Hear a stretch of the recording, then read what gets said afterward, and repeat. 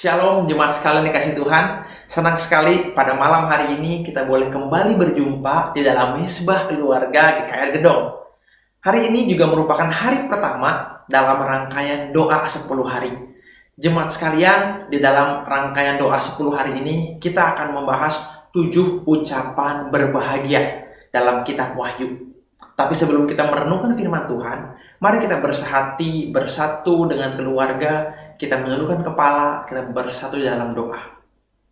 Tuhan Yesus, bersyukur kalau pada malam hari ini kami boleh berjumpa, berkumpul bersama keluarga, diberikan kekuatan, kesehatan untuk merenungkan firman Tuhan dalam Mesbah Keluarga. Berkati Mesbah Keluarga dari awal sampai pada akhirnya, dan berkati hamba-Mu yang penuh dengan kelemahan ini, kiranya Tuhan pakai untuk menyampaikan isi hati-Mu. Berkati juga untuk setiap kami dengan kuasa Roh Kudus-Mu, supaya kami boleh mengerti, melakukannya dalam kehidupan kami sehari-hari. Terima kasih Bapa yang doa kami, demi nama anak-Mu Tuhan Yesus, kami berdoa dan mengucap syukur, haleluya, amin.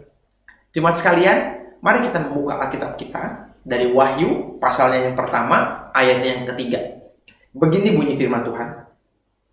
Berbahagialah ia yang membacakan dan mereka yang mendengarkan kata-kata nubuatan ini, dan yang menuruti apa yang ada tertulis di dalamnya, sebab waktunya sudah dekat. Amin. Sedemikian jauh pembacaan firman Tuhan.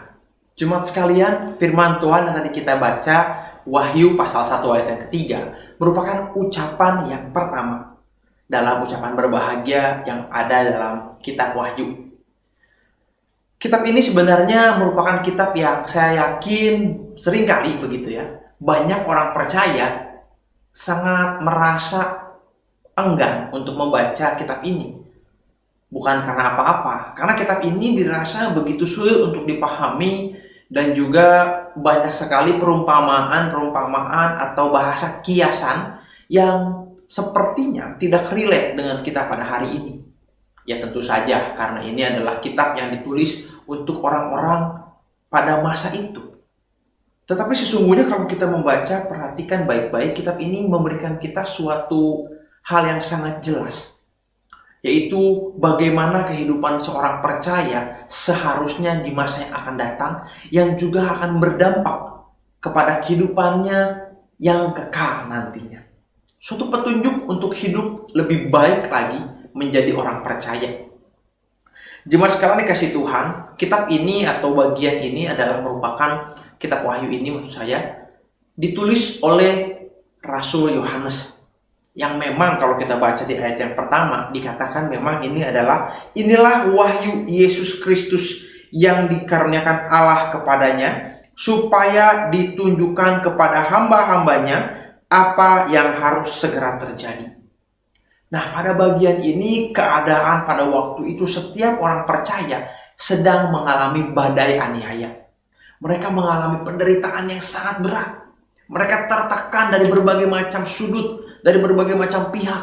Mereka tidak bisa hidup bebas. Mereka seperti mati segan, hidup juga tak mau. Ya seolah-olah hidup seperti mati dan mati seperti atau hidup seperti mati, begitu keadaannya. Dan ketika mereka disebut mati, sebenarnya mereka sedang hidup begitu. Mereka banyak dikejar-kejar, diadu dengan binatang, diolok-olok, diburu. Saya rasa kalau kita mengalami hal itu, kita mungkin juga merasa sangat sakit, takut, tegang. Kehidupan kita penuh dengan trauma. Dan tak jarang tentunya kita ingin meninggalkan iman kita kalau kita ada di posisi itu. Tetapi karena kita adalah orang-orang percaya, kita diberikan kekuatan oleh Roh Kudus untuk menang melawan itu semua, melawan kekhawatiran kita. Tujuan daripada kitab Wahyu ini, jemaat sekalian, yaitu untuk menghibur jemaat-jemaat atau umat-umat percaya yang sedang mengalami penderitaan tersebut, aniaya tersebut. Mereka diingatkan kembali bahwa sesungguhnya Allah selalu menyertai mereka. Memang keadaan sedang buruk, keadaan memang sedang seolah-olah tidak berpihak. Bahkan Tuhan seolah-olah tidak ada bersama dengan mereka.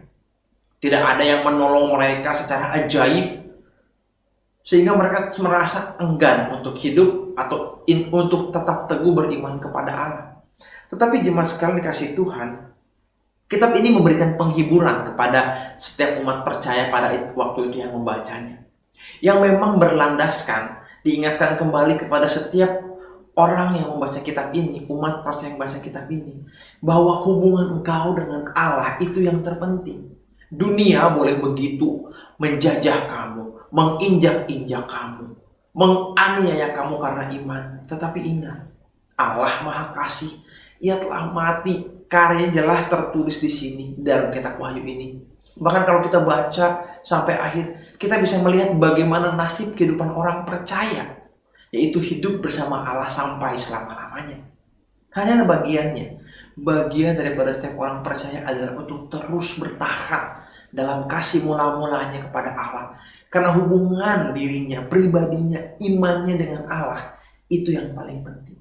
Sehingga dikatakan tadi ayat yang ketiga, bahwa semua orang yang membaca kitab daripada Wahyu ini, yang membacakannya di depan banyak orang, yang mendengarkannya, tetapi juga bukan hanya mendengarkan, yang menuruti kata-kata dari nubuatan ini, sehingga mereka bisa mengerti bagaimana melangkah ke depan, sehingga mereka tidak ragu lagi akan jaminan hidup yang kekal, dan mereka terus hidup sesuai dengan apa yang Allah mau, berpengharapan dan tak akan goyah iman mereka. Sehingga ini memberi kekuatan dan penghiburan. Bahkan dikatakan bahwa damai sejahtera menyertai kamu dan kasih karunia Allah menyertai kamu sampai selama-lamanya. Jemaat sekalian dikasih Tuhan, hari ini keadaan kita memang tidak sedang dianiaya. Tetapi keadaan kita hari ini dalam masa-masa pandemi mungkin membuat kita begitu banyak pencobaan dan tertekan jiwa kita. Mungkin sekarang kita sedang mengalami kesulitan ekonomi. Pekerjaan kita tidak ada, tidak jelas, kita mungkin di PHK.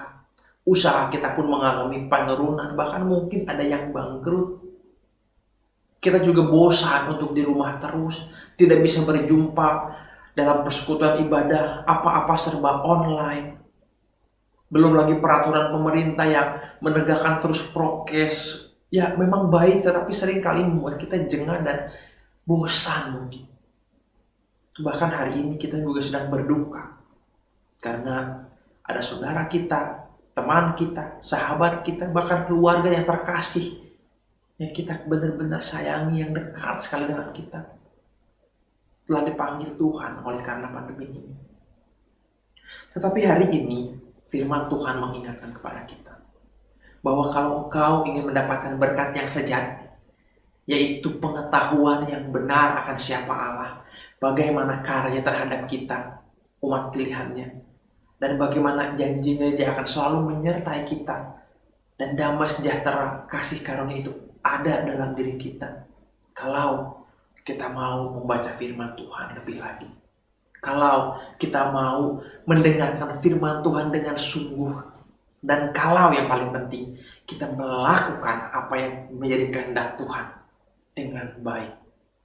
Sehingga inilah berkatnya, yaitu kita bisa hidup dengan tenang, melangkah dengan pasti, dan tahu bahwa Allah menyertai kita. Biarlah hari ini, kalau segala macam kesulitan hidup menerpa hidup kita, kita memiliki satu pengharapan yang pasti. Dan kalau sekarang kita memang sering di rumah, baca kebenaran firman ini, supaya kita benar-benar yakin, teguh iman kita, dan melangkah dengan pasti bahwa Tuhan Yesus yang memegang kendali atas hidupku, masa depanku ada di dalam Tuhan Yesus. Dan mulai hari ini kita akan hidup seperti orang-orang yang benar-benar tahu bahwa kita adalah pemenang yang memuliakan Tuhan, yang mendapatkan jaminan hidup yang kekal karena Kristus telah datang ke dunia, mati, bangkit, dan menyertai kita pada hari ini dengan kuasa Roh Kudus-Nya. Amin. Jemaat sekalian, mari kita bersatu dalam doa. Allah Bapa kami yang bertahta dalam kerajaan surga, kami bersyukur Bapa kalau hari ini kami diingatkan kembali, dikuatkan kembali bahwa Engkau adalah benar Allah yang terus menyertai kami, yang memberkati kami yang memimpin hidup kami, yang telah menebus kami Bapa, yang memberikan jaminan hidup yang kekal kepada kami, sehingga kami boleh tahu dan terus berpengharapan kepadamu. Bapa, berikan kami kekuatan, semangat untuk menjalani hari-hari ini. Berikan kami juga dengan kuasa Roh Kudus-Mu, berkati kami Bapa, supaya kami boleh rajin membaca firman-Mu dengan sungguh-sungguh, mendengarkan firman-Mu dengan sungguh-sungguh, dan melakukannya dalam keseharian kami. Sehingga kami hidup sebagai anak-anak Tuhan yang berkenan, yang melakukan kehendak-Mu, yang memuliakan nama-Mu, kami bersama dengan keluarga kami. Ini doa kami Bapa, demi nama anak-Mu Tuhan Yesus, kami berdoa dan mengucap syukur. Haleluya. Amin.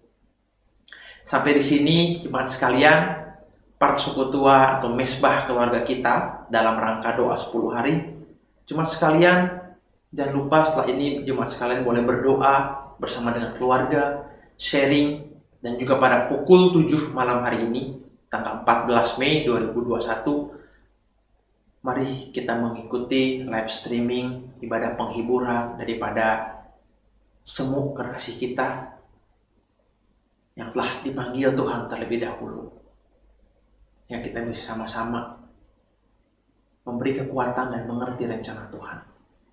Amin. Sampai di sini mesbah keluarga. Sampai jumpa di mesbah keluarga yang akan datang. Tuhan Yesus memberkati.